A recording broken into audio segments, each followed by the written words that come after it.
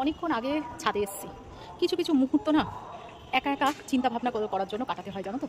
কিছু কিছু মুহূর্ত আছে যেগুলো কারোর সঙ্গে শেয়ার করা যায় না, কিছু কিছু দুঃখ আছে সেটা নিজেকেই সলভ করতে হয়। ওই জন্য ছাদে চলে আসি আমি। ছাদে এসে অনেকক্ষণ চিন্তা করলাম কোনটা আমার দোষ, কোনটা পরের দোষ, কোনটা অন্যের দোষ, এই আর কি। আর চিন্তা করলাম কী কী রিলস বানাবো, কীভাবে রিলস করা যায়, কীভাবে ভিডিও করা যায়। সেরকমই আজকে ভাবছিলাম যে কী রান্না করব। তাই জন্য ভাবলাম চলো আজকে একটু ডালপুরি করি। ডালপুরি আর আলুর তরকারি, এটা একটা বাঙালিদের কচুরি ডালপুরি, একটা ছুটির দিনে না বেশ আয়েশ করে খেতে বেশ ভালোই লাগে। আর আমাদের ছেলেপুলেও বেশ ভালোই পাশে এই জিনিসটা।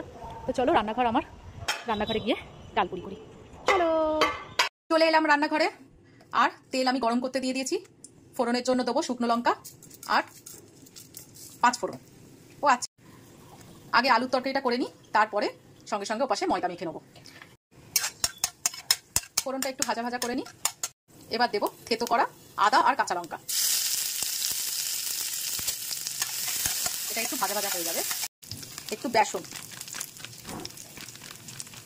বেশি নয় অল্প, বেসনটাও একটু ভাজা ভাজা করে নেবো, নাহলে একটা বেসনে কাঁচা গন্ধ আসবে। এবার আমি দিয়ে দেবো আলুটা। আলু আমি এইরকম ডুমো ডুমো ছোট ছোট করে কেটেছি। এইভাবেই আলুর তরকারিটা করবো।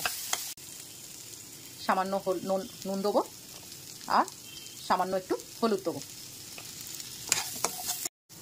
এবার আমি একটা মাঝারি সাইজের টমেটো দিয়ে দিলাম। এখনই জল দেবো না, এই মুহূর্তে আমি একটুখানি এটা নরম হওয়ার জন্য শুধু গ্যাসটাকে লো ফ্লেমে রেখে ঢাকা দিয়ে দেবো, তারপরে জল দেবো। ঢাকা দেওয়ার কারণে দেখো আলুটা আমার ভালো মতো সেদ্ধ হয়ে গেছে, মানে নরম হয়ে গেছে, আর টমেটোটাও আমার নরম হয়ে গেছে। এর মধ্যে আমি অল্প একটুখানি চিনি দেবো ব্যালেন্সের জন্য। বলে নুন আর চিনি নাকি ভাই বোন। এবার আমি জল ঢেলে দেবো। যেহেতু আলু টমেটো সব নরম হয়ে গেছে, আমি বেশি জল ঢালবো না, অল্প একটুখানি জল ঢেলে ঢাকা দিয়ে দেবো। আবার এই তরকারিটার মধ্যে আমি একটুখানি ভাজা মশলা দিয়ে দিলাম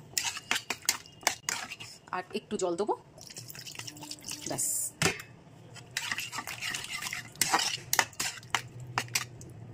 এবার ঢাকা দিয়ে দেবো।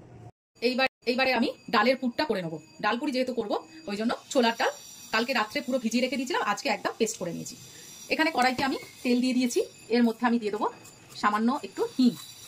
কচুরি ডালপুরি এই সবে না একটু হিং না দিলে ভালো লাগে না। এর মধ্যে আমি দিয়ে দেবো আদা আর কাঁচা লঙ্কা থেতো করা। এটা একটু ভেজে নেবো। আর এর মধ্যে আমি সামান্য একটুখানি হলুদ দেবো, একটুখানি চিনি দেবো, এটা একটু মিষ্টি মিষ্টি ঝাল ঝাল হবে। আর প্রয়োজন মতো নুন দেবো, এইটুকুনি নুন আমার লাগবে। এই পাশে আমি এবার ডালটা দিয়ে দেবো।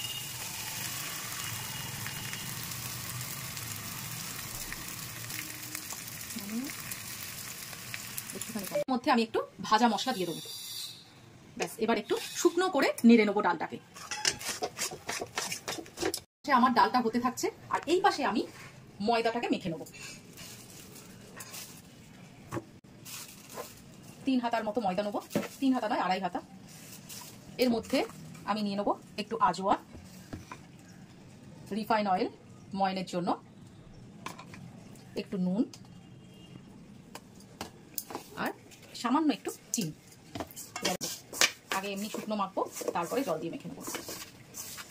পুর আমি এই পাশে ঠান্ডা করতে দিয়েছিলাম, আমার পুর মোটামুটি একটু ঠান্ডা হয়ে গেছে। আমি এবারে নেচি করে তার মধ্যে এই যে পিঠের মতো খোল তৈরি করে একটা খোলের মধ্যে পুর ভরে নিচ্ছি। বাড়িতে যেহেতু খাবে একটু পুর বেশি করেই ভরি, কেননা বাড়ির লোক বা বাড়ির বাইরে থেকে কোনো লোক বাড়িতে এসে খেলে আমার একটু ভালোভাবে খাওয়াতেই ভালো লাগে। এভাবে তৈরি করে নিই একটা করে। ওতে আমার পুর ভরা হয়ে গেল। এইটাই হচ্ছে লাস্ট। তোমরা হয়তো ভাবছো ডালপুরি মানে ঝুরঝুরে ডাল হবে তবেই তো ডালপুরি। হ্যাঁ, ওটাও করি আমি, তবে ওটা সিদ্ধ করে তারপরে মিক্সিতে ঘোরাই। আর এইটা কাঁচা অবস্থায় করেছি তো, ওই জন্য একটু পেস্ট মতো হয়ে গেছে। আমি দুরকমই করেছি, দুরকমই আমার ভালো লাগে, তবে এটার ডিমান্ড একটু বেশি, কাঁচা একটা আলাদা ব্যাপার থাকে, তাই জন্য এইরকম করলাম আজকে। এবার আস্তে আস্তে একটা করে বেলে নেবো।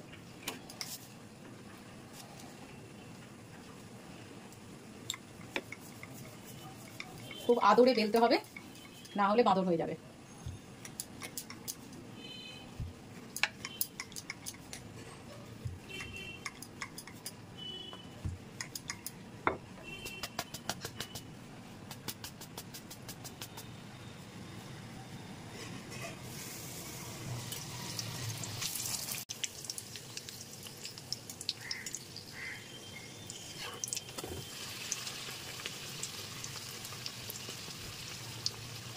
দেখেছো কিরকম ফুলেছে?